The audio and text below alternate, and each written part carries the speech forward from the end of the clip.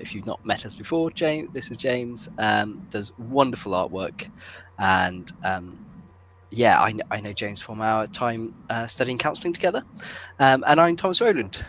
So great to have you. We're just here trying to explore our faith together, trying to be honest, trying not to feel those boundaries or those limits of shame or judgment or guilt, or what you're supposed to talk about, what you're not, and just trying to go there a bit more, and be honest about our experiences. I was thinking just now that I think what we're trying to do in this is get a mixture of humility, if I can use that word, of not knowing and kind of living in the questions, but also a bit of power there as well, of this is actually what we believe, or what something deeper that's stronger in us, that's we want to, is our experience that we hold dear, I think. So we're trying to hold those two things together, and I guess sometimes we'll get it right, sometimes we won't,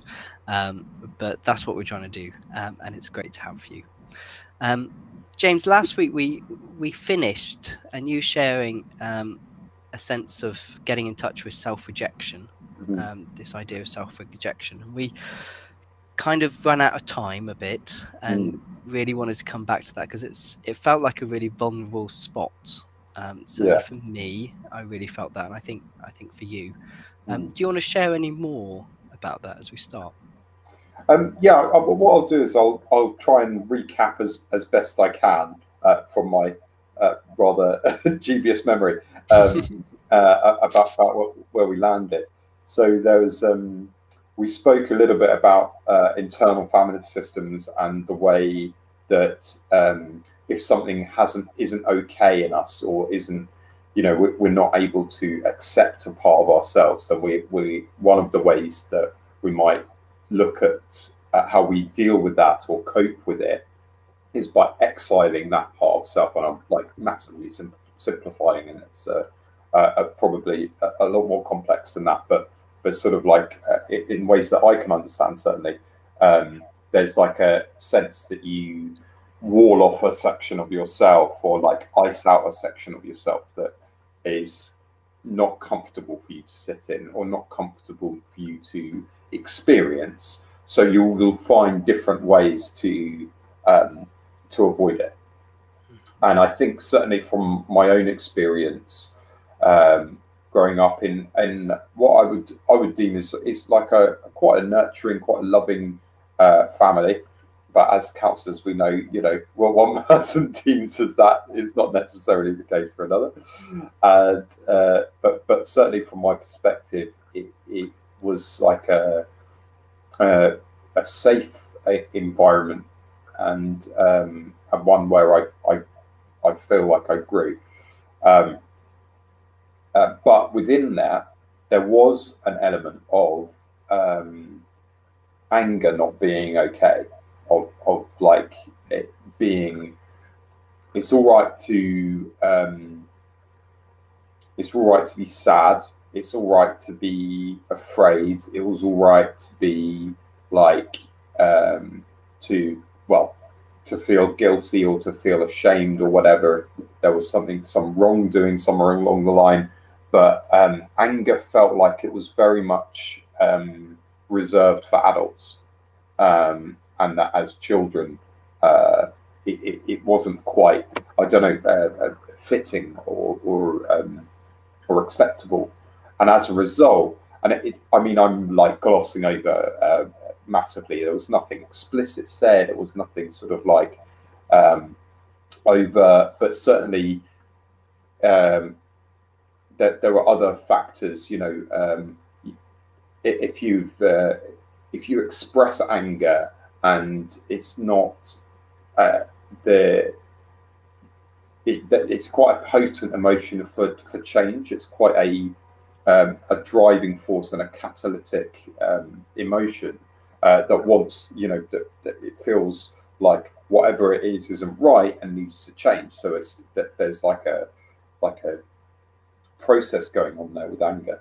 And certainly when I was growing up, I experienced that, not like feeling anger, expressing anger, and the change not happening, or it making things worse. So it kind of, I suppose, caused me to develop a negative relationship with my own anger, and as a result, like, anger's not okay. It's not helpful. It's not good. It doesn't achieve anything. And I think I've taken a lot of that on into adulthood, and as I've grown and developed, just not really allowing, if I do get angry, it's more, even saying that, if I do get angry, I don't really allow myself to get angry. I don't really allow myself the space or the framework to get angry. And yeah, it is still an emotion I feel. It's still something that definitely is there. And as a result, like, what sort of other outlets do I find myself doing, or what other things do I find myself acting out in to either release the pressure of that anger, or to as another expression, as another way of coping, I suppose, with an emotion that's a little bit defanged in some respects. Defanged. Yeah. So, like, it as I say, it's quite a potent emotion, quite a sort of an emotion that will give you strength or power, and then, like, by taking away its claws, taking away its fangs, I'm sort of like going, okay, it's not that big a deal. Like minimizing it, making it lesser than it actually is. And it's funny. It's funny talking about it, because I'm like trying to now think of times where I would be angry, or things that do make me angry, and quite a lot of the stuff that does make me angry is very much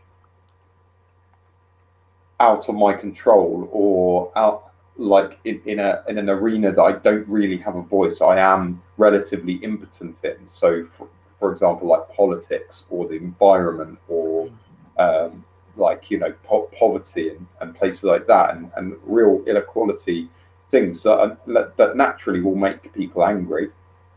And yeah, it's anger. I can easily express that, like, verbally, and get ragey about it all, but it won't do anything. And it's almost like a perpetuation of that cycle that I experienced when I was a child, of like, getting angry doesn't really achieve anything. So yeah, it's quite fascinating. Yeah. And I wonder what it would mean. I feel myself kind of skirting counsellor-iness, James. Say back off at any point. But I'm wondering what it feels like if you were to get angry and something were to change. Does that make sense? Like, would that be received? Yeah, would that be received well, or yeah, or would your body kind of I think feel something? Yeah, I think I would still reject that. There would be an element of then, on the heels of it, I would feel like guilty about it, or like, oh no, I've caused somebody else like a real problem. For and that it wouldn't be okay. That wouldn't sit well.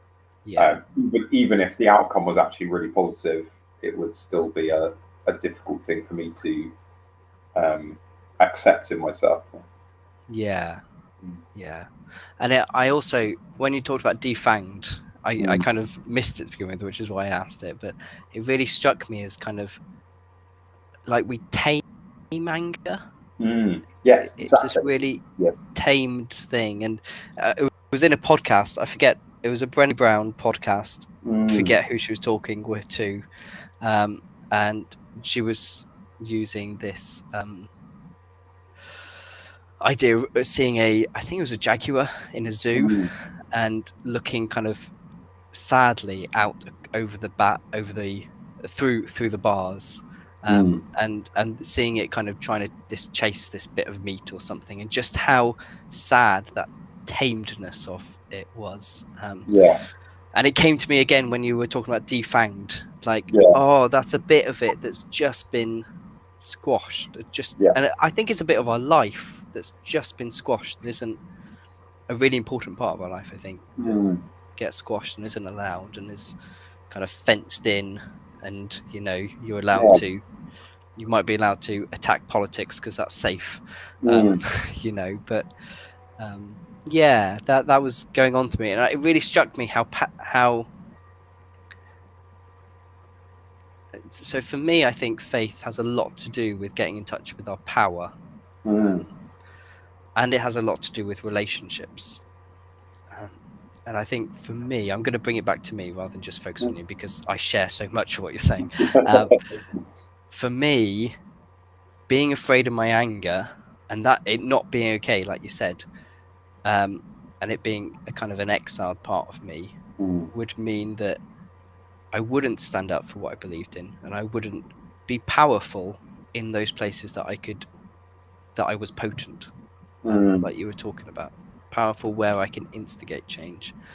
And also, I think faith has a lot to do with relationship and connection. And actually, me being afraid of anger would usually mean that if anything was coming up, angry thoughts, angry feelings in me, or I sensed it and very sensitive to other people's anger, like I would then withdraw, and then I'm cutting myself off from the relationship, the connection, and I probably end up judging and all these things to kind of put the barriers in. So I think anger is such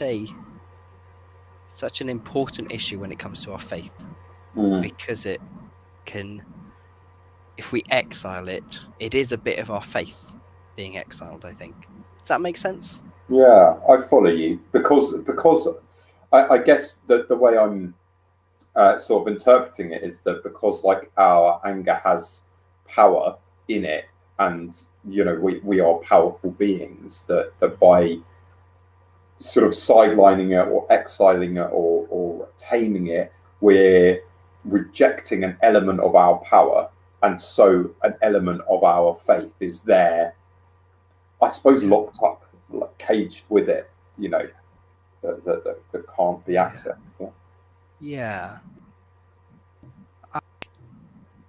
Faith or spirituality or our soul, like, it should be disruptive, I think. I think it should disrupt the norm and shake things up, and be awkward. And I think that's sometimes the struggle I have, is that I don't want to be awkward. I don't want to cause people issues. And I don't have that, that grating sort of thing that happens when you kind of stand up in your power a little bit more. I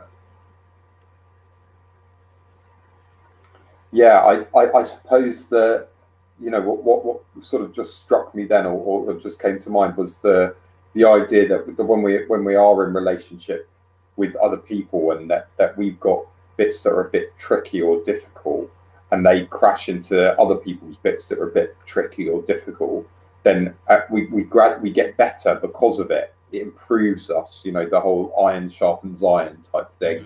Or the idea of like stones on a beach being rumbled by the sea and gradually becoming smooth and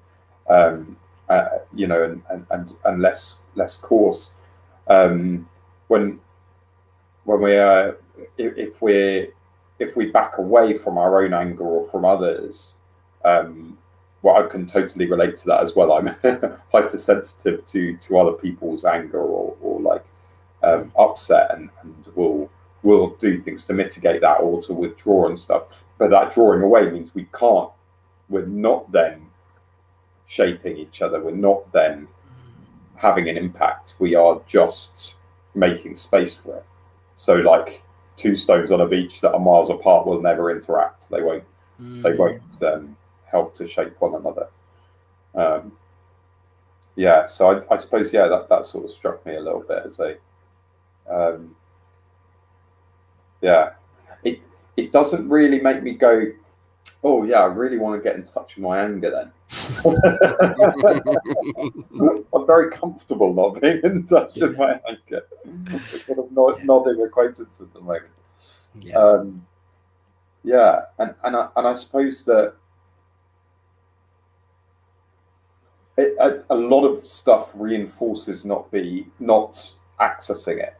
So when you see people who are angry, who then do very like un misguided things or say very misguided things, and then end up causing a great deal of hurt or harm as a result, it kind of reinforces that, oh well, anger is obviously bad then, rather than actually in the, power would in any way, if mishandled, has got danger, and it's because anger has that power, as you mentioned before.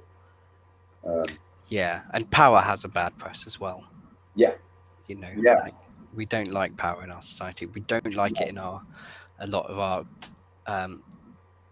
kind of religious circles as well. I think it's, and I think there's that's another angle that comes that you know, being for me, actually being very level-headed, very calm, not easily shaken, not taking offense, were all signs of being a mature Christian. Or yeah, and actually getting angry, you know, you then think it kind of goes into, oh, this is a negative emotion. Why are you feeling that? Don't you trust God, or whatever, or don't you forgive? I think forgiveness is such a big thing here, and we suddenly jump over the emotion. It's like, oh, I'll pretend it's not there, sidestep it, and then I forgive. Oh, and I'm this great person that forgives everyone. That's a bit harsh, maybe at times, but I think there is something of that we kind of skip the emotion, but then I think we do get disconnected, and we do get disconnected from others. I think we also get disconnected from God, and ourselves, and probably those two come together if we really hold that God is intimately in our hearts. So I think, and I think that's where your metaphor of the stones rubbing against each other took me. It's like, I want to rub against somebody else. Like there's a part of, I feel it in my body of like, I don't want to be separate anymore. You know, I want to be close next to somebody. Yeah, we might be grating, but at least I'm next to somebody and can feel that person next to me, or kind of push against them and then push against me, but we're in contact. It's that contact, I think, or presence. And I think that's what anger is doing. Maybe I'm just coming off, I don't think about this often actually, but maybe that's what anger is doing. It's getting us to go towards the thing, rather than what I've been trained to do is run away when things, you know, when there's an issue, or when something's frustrated me, and probably in that relationship, anger is making me rub against them and be in contact again. Maybe other emotions, the fear or whatever, is trying to push us away to get us to move away. Yeah, that's really fascinating actually. I hadn't thought about that.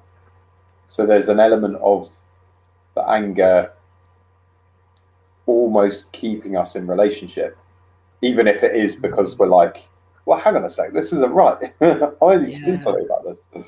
But if something's wrong in a relationship, then we're not going to stay close, are we? We're going to naturally move away. We're going to naturally move away or fight in some way. Fight, and ultimately, it's fighting for the relationship, isn't it? Yeah. Perhaps. Yeah.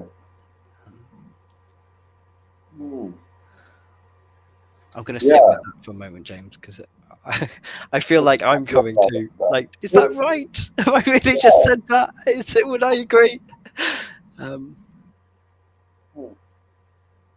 it feels right, Yeah. but it's a lot of hard work. But then relationships are a lot of hard work. That's true. But yeah, I suppose that there's. Hmm,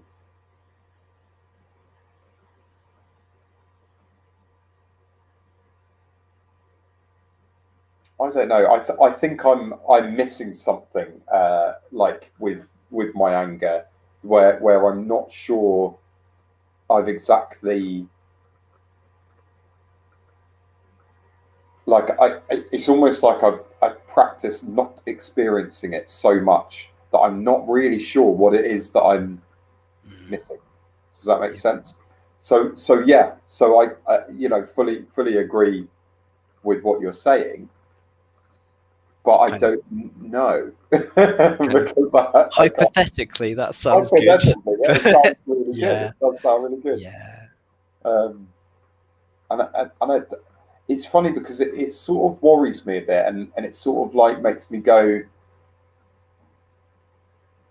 like just the whole concept of experiencing anger and like thinking about it and thinking about, oh well, if I'm angry with somebody and I go and tell them about it, and I'm like, oh, no, I wouldn't do that.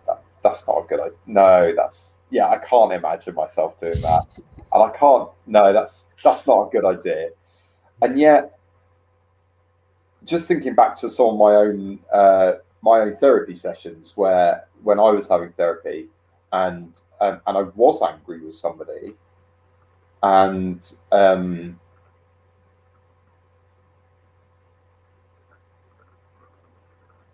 yeah, and within that, my response and also my counsellor's response as well at the time had been like, finding an outlet, finding a way of like releasing the anger rather than going, no, I'm going to go and talk to that person and set things straight or just tell them how I feel.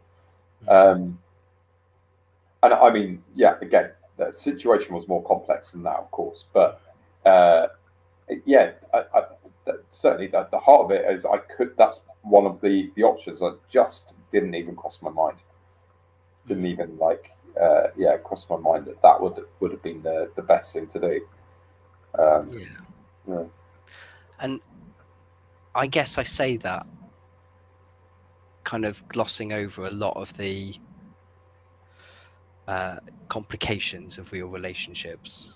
mm, Um, that sometimes it's just not the right thing or just not possible to mm, confront and fight in a healthy way. And yeah, actually, what we do need to do is deal with the frustration.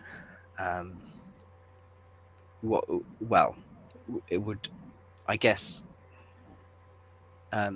I guess there's still that frustration and that energy in us that um,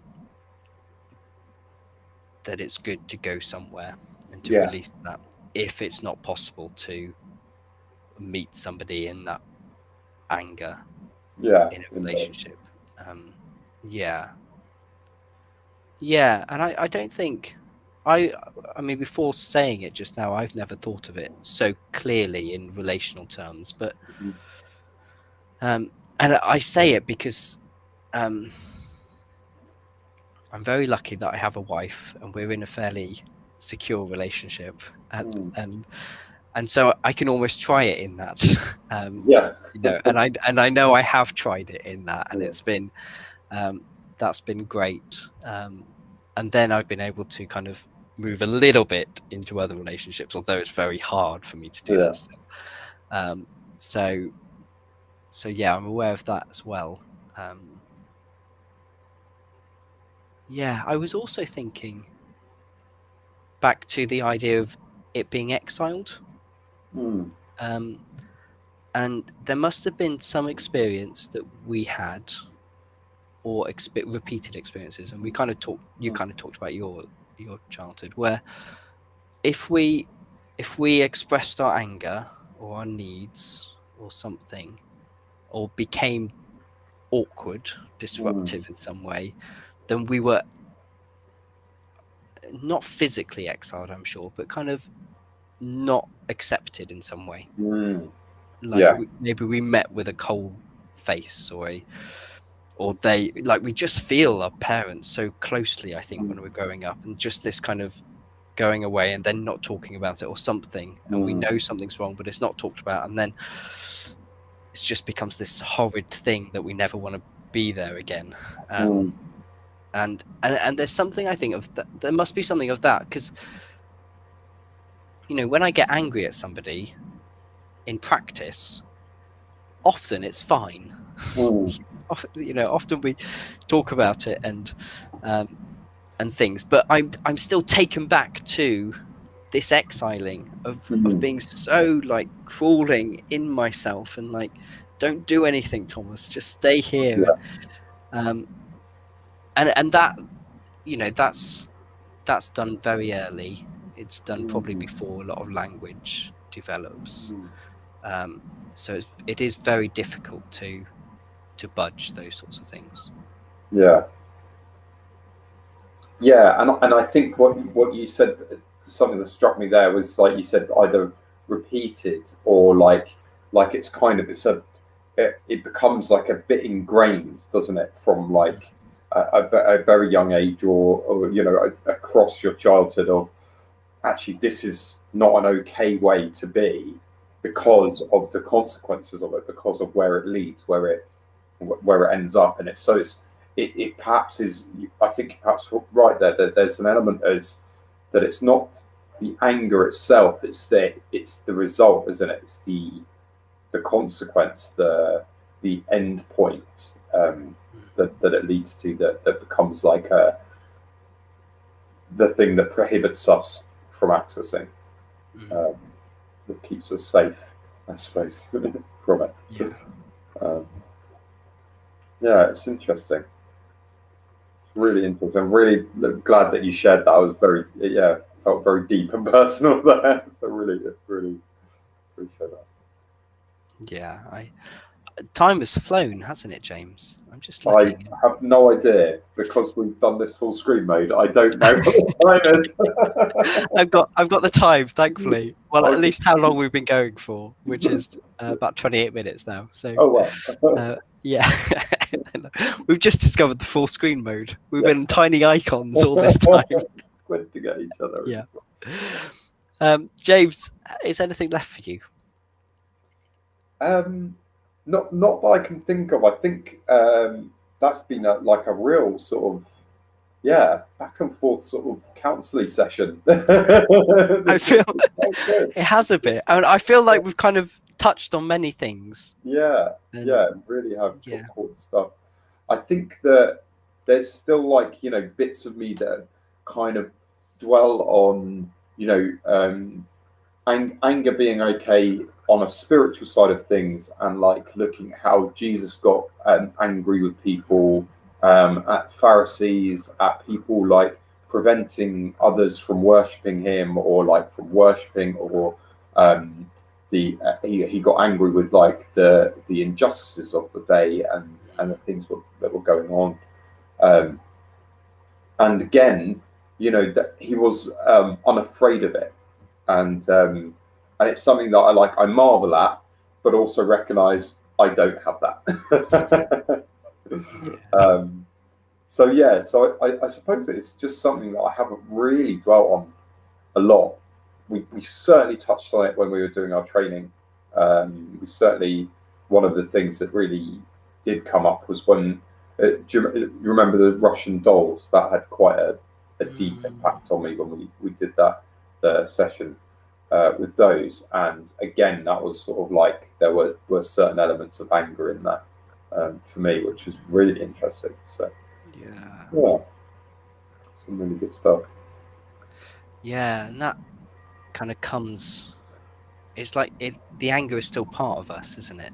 And it's as much as the avoiding anger is ingrained in us, so is the anger that's built up, I think, maybe right from the start, of like, why wasn't I received? Why is this not the case? Why all of this? That it does get built up. Yeah, and I'm glad you raised about Jesus kind of becoming angry at injustice. I think that's an important thing and it's really helped me, particularly the story of him at the temple, which I Yeah, think you were alluding to, and just that real anger, but it was for such an important thing that he knew it was important. And yeah, that and I guess it kind of, like, it sounded like you're hitting you of like,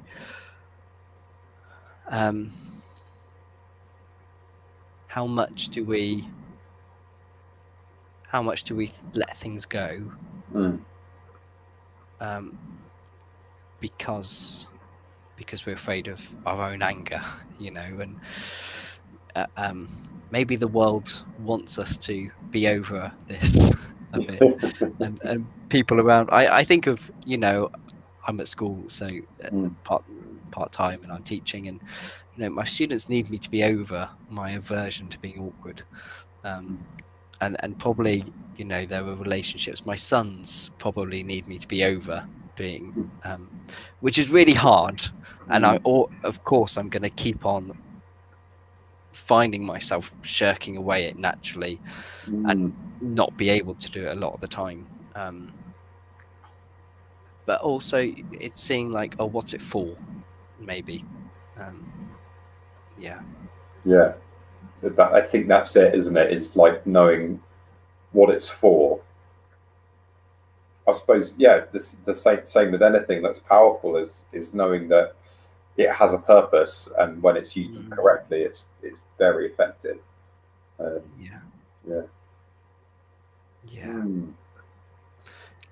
Definitely. Great. The thought. Yeah, lots to think about. And yeah, I guess we can pick up more next week, can't we, James? Absolutely. Yeah. I feel like things need to settle a bit. Yeah, we need to leave it. And I do feel like, I feel this, especially in you, but I also think there's a bit of me of like, oh, I'm saying these words which sound great, but there's a bit of me that's like, no. Yeah. I'm like, and that's like, I'm not here to say like that's not okay. Like that's part of us, and that's really just reacting, isn't it? It is, yeah, it is. And you know, and it's easy to get into these questions of how do I solve it and how do I sort it, and like I never think that those questions are helpful, really. I think yeah, you know, the exiled parts of us come back to us because they're loved, aren't they? And they're welcomed again. But yeah, we can talk about all of that more next week, I think. That's a great place to finish. Okay, thank you, James. As always, really enjoyed it. And take care, guys. Thanks for listening.